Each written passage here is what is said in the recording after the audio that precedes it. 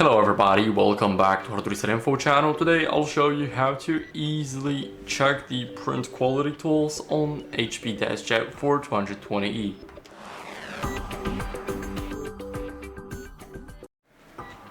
So first what we have to do is go over to our HP Smart app. Now click on the DeskJet and here scroll a bit down until you guys see the print quality tools. Now click it. You will be redirected to the printer's browser side, and here we have the diagnostic report, like printer print quality report. It will be sent as a request for the printer to print it. Now here we have the aligned print head.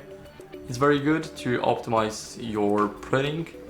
And at the end we have the cleanup. Here we have clean smear or clean the print head. So we can basically click clean and it will start cleaning. So this is how you guys can easily do that, how you can guys check that and manage that.